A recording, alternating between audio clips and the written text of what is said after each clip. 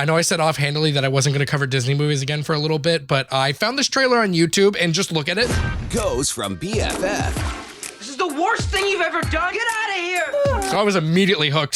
So let me tell you a story about the time my dog and I became enemies. Frenemies is a 2012 DCOM coming at a time where most of my generation and the millennial generation started to grow out of watching Disney Channel. This movie is almost the New Year's Eve of Disney Channel, featuring 3 separate plot lines that all interlace at some point. But instead of New Year's Eve trying to juggle 19 subplots at once, Frenemies covers one subplot at a time, which I like. We have 3 acts in this film, and I'll describe them as we get through them, but I will say up front that Act 2 features Zendaya and Bella Thorne. And this movie was released in 2012 during the height of Shake It Up, and they are playing completely separate characters, which was totally not confusing as a kid where you associate one actor with their one role for the rest of eternity. But I don't want to hold you up too much, so let's cover Frenemies, the Disney movie, not the podcast. So within the first few seconds of the movie, we learn that Bella and Zendaya's characters are kind of narrating the film, but more importantly, we're learning this through their webzine, Geekly Chic. We had tons of fun writing the articles, doing all the graphics, everything, until it almost turned us from best friends into total enemies. Frenemies.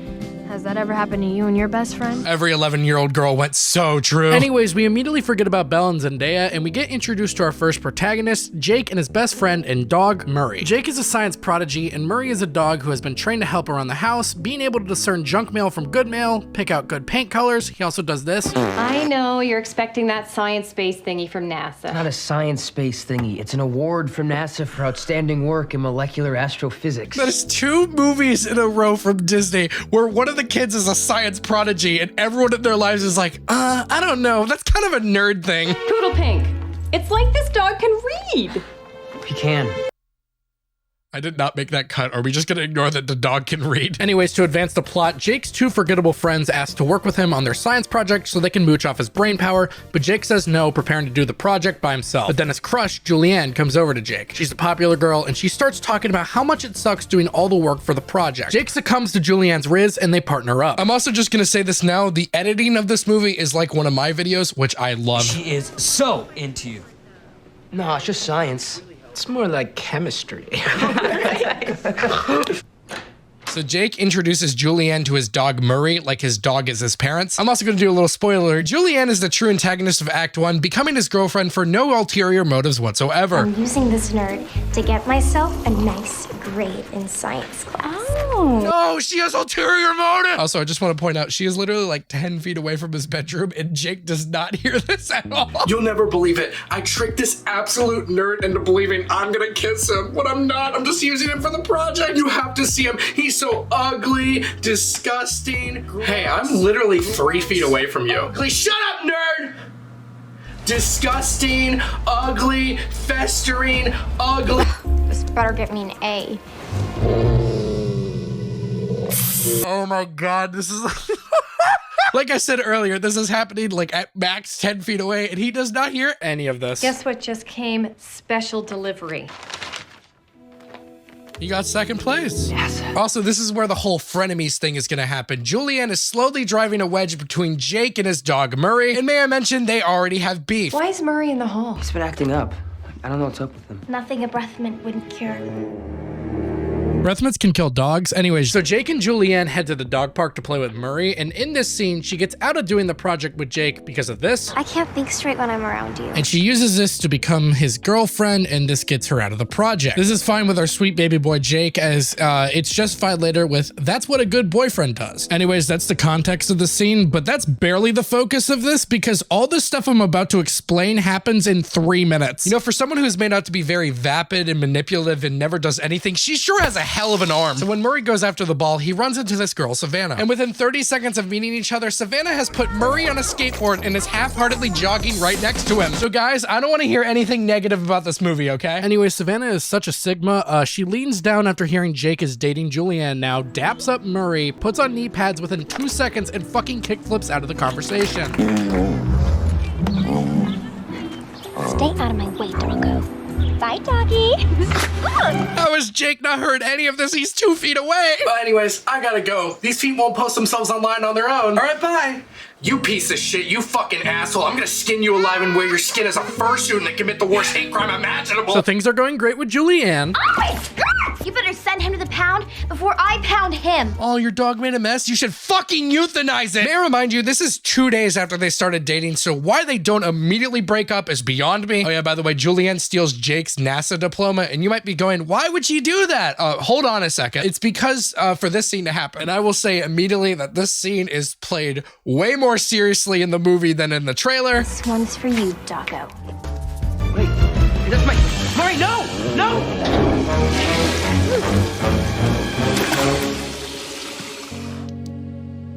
This is the worst thing you've ever done. You're the worst dog. I hate you. Get out of here. The slow-mo pan to the dog that has no idea what it's going on.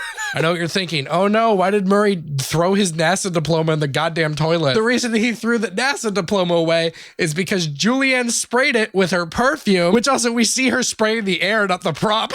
I will say that this is one of the more realistic anger portrayals in a Disney Channel movie, and never mind the dog is flying to royalty for YouTuber music. I'm gonna summarize the next few minutes in like one paragraph. Savannah luckily intercepts Murray, takes him back to her house. Murray gets Savannah to admit she has a crush on him, not him the dog, Jake the him. And then when she tries to call Jake, Murray throws her phone in the trash. The dog is pure evil. Anyways, because we're nearing the end of Act 1, we need to have a revelation. You are so the best boyfriend ever. I thought Jake was her boyfriend. So Savannah starts tailing Julianne because she has found out her secret of dating all the smart nerds to get her A's on her projects. And she does her tailing in the most obvious way possible. 2 boyfriends plus Jake? That's disgusting. Savannah does not support polyamory. I would say this would be great in a horror movie re-edit. Dude, hate to tell you, but your dog was framed by your girlfriend. Your dog was dog. This sentence alone gives Act 1 an S tier. I will say that this movie has breezed through the 2-week period, which I do appreciate, but I think we missed a few things. Jake apologizes to his friend Owen and Goober, I never got the second one's name, for dissing their names, which I think must have been cut. Julianne also goes from evil to more obviously evil really fast. You are the best boyfriend ever.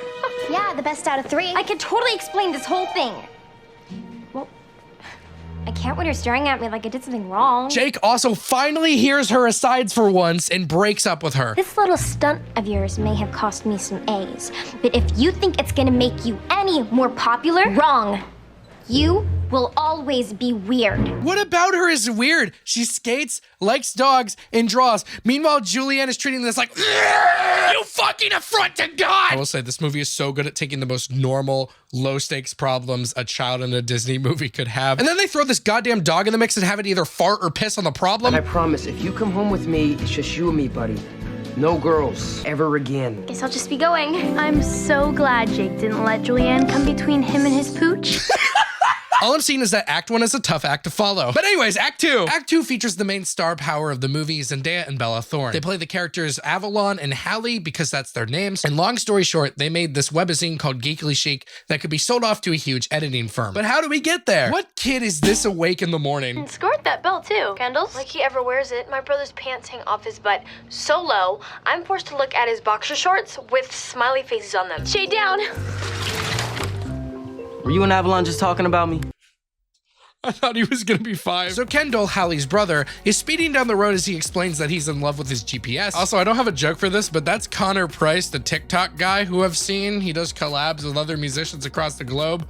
I don't have a joke, I just wanted to point it out. Anyways, we learned that Walker, that's his character name by the way, has rejected Geekly Chic being in the school's newspaper, which Avalon and Hallie have apparently paid for, which deeply upsets me because of this. GeeklyChic.com is for losers.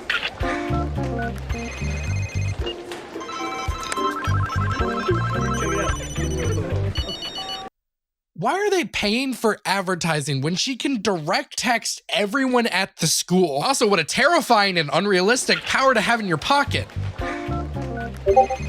Now, every time someone logs on to geeklychic.com, a red dot will pop up. These teenagers made a goddamn IP tracker. So they get a call from this huge publishing firm in Manhattan. Hey, editing Tony here. I just wanted to point out the fact that they noticed that there's a new dot in New York City looking at their website. And I shit you not, literally like 7 seconds later, they get an immediate phone call, which means she looked at like the homepage and was like, sure.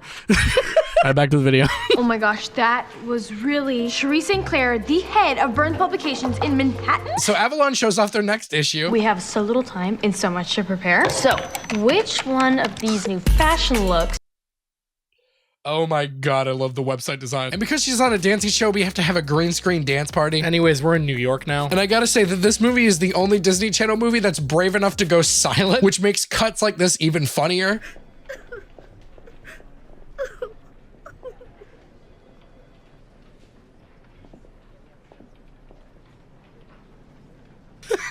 We get introduced to the main antagonist of this act by showing off her girl boss pose. In this meeting, Avalon and Hallie drop that they're a team and they work together. And Sherry St. Clair does not like that. You're asking us to choose which one of us gets to live our dream.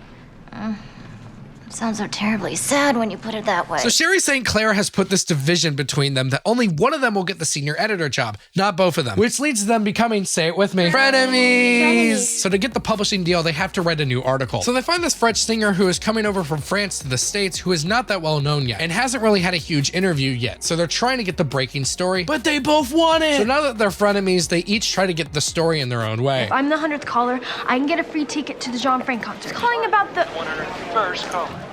What? But Connor Price has a way for Avalon to get the interview. Connor Price gives Avalon John Frank's number. Hallie catches wind of Avalon's scheme. Hallie steals Avalon's phone and changes the interview to be in her name instead, and they confront each other. You sabotaged my interview and took my ticket? Oh my God, Weezer.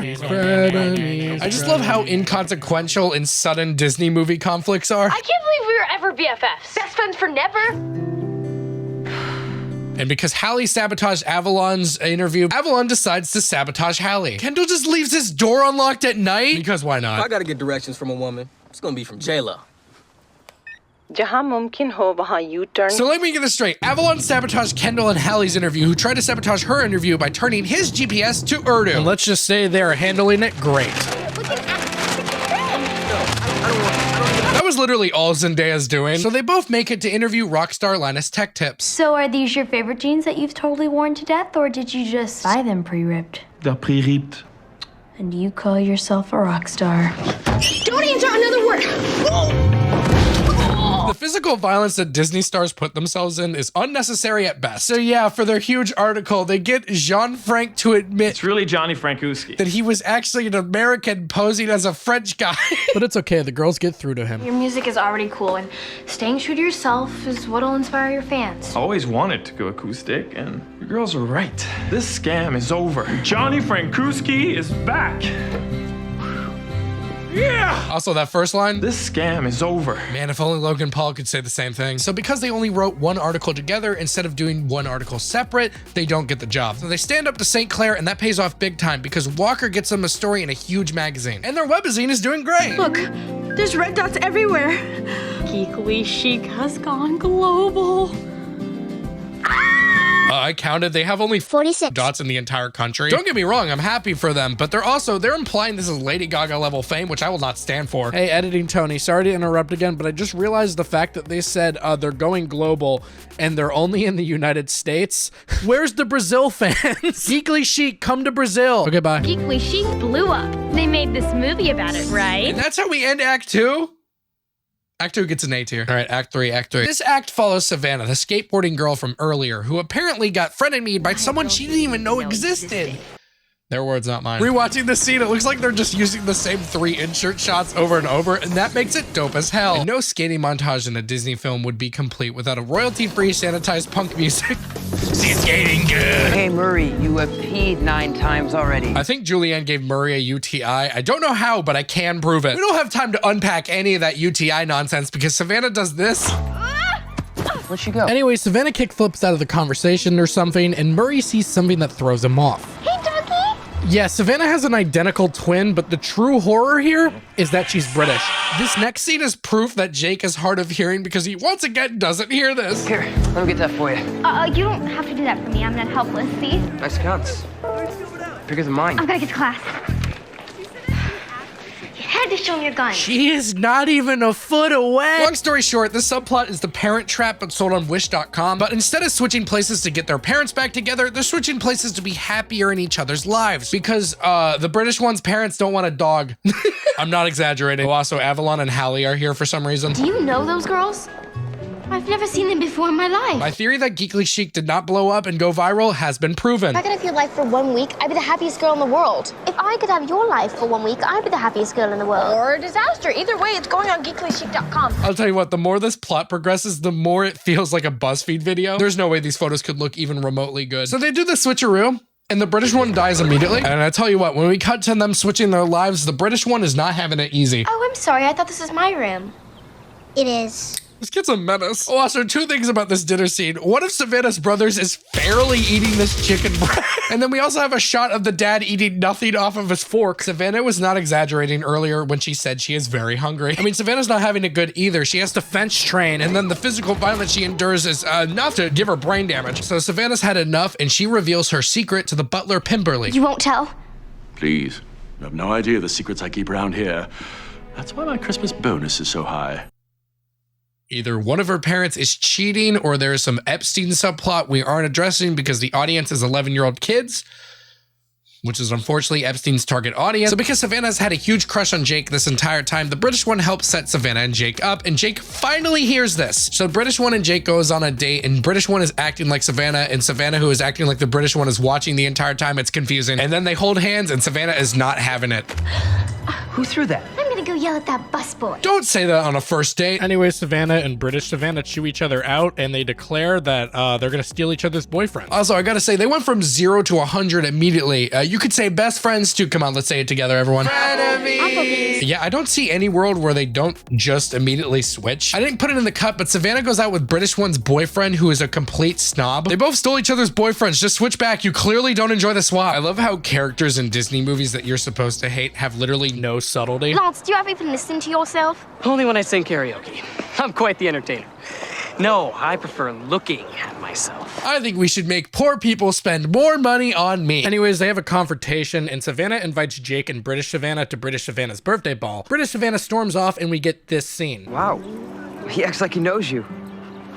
Miss you too, Marie. Oh my God, does Jake just plug his ears every time he goes off screen? Jake's on screen, he can hear you perfectly. Then the moment he gets off screen,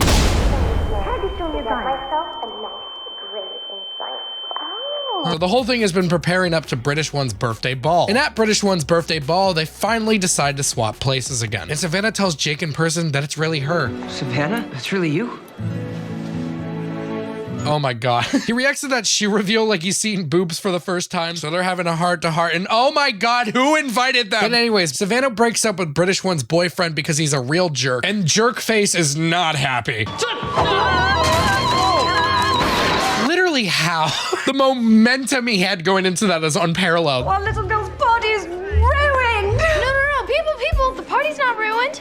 It's just getting started. Time to party. Taco truck. So let me get this straight. Avalon and Hallie just hijacked this fancy ass party by inviting Kendall's friends. And they also got a taco truck too. It is regularly implied they don't have any relationship to Savannah or the British one, so this is just a dick move that panned out. But it's okay, we get a dance number with Discount Hannah Montana and Anthony Padilla from Smosh. Oh, also, it ends with the British one getting Murray Jr. Did I forget to mention that she wanted a dog and that's the reason they swapped places? Anyways, Act 3 gets a B. Now, this movie may be 3 acts, but I'm still gonna rank this movie as a holistic experience. If I was just ranking them act-wise, Act 1 would easily be S tier, but I'm not doing that. Because as good as Act 1 is, Acts 2 and 3 aren't nearly as crazy, even though they are very crazy. So I'm gonna give Frenemies as a whole an A. Frenemies is batshit insane. The dog is a villain, this huge French singer comes out as American to these 14-year-old girls, and Pemberley is definitely hiding Epstein's secrets. Besides all that, it's really funny to see Zendaya and Bella Thorne together and be reminded of how differently their careers went. Zendaya's in Spider-Man, Dune, Bella Thorne's in Logan Paul's Out of My Hair before you started scamming people. And yes, I will make fun of Logan Paul any chance I get. I want to replace him as the first person you think of when you hear Ohio. Oh yeah, I'm from Ohio, I'm sorry. And with that's it for my Disney Renaissance. I'm sorry for covering 3 Disney movies in a row, but in my defense, I at least finally stockpiled videos. So with that, I can finally reveal I'm back at college. I've been at college this whole time. I recorded this in January. I could be dead. It's currently June 8th, 2023, the day before this video drops. Yeah, everyone knew I was at college because I didn't upload for like 3 months. I'm sorry. Thanks for watching. Don't forget to hit that subscribe button to help me in my quest to go from underrated to just rated. And don't forget to politely Press that like button as it's been disintegrated too many times. If you like this video, there'll be some more that pop up on my head because if you like this one, you'll certainly like those. Thank you so much. Here's your second reminder to subscribe, and Kevin's in charge until I get back. Please listen to his essay. I would just like to say that Tony played a very long game of hide and seek, and I just found out he was hiding in Georgia. That is so unfair.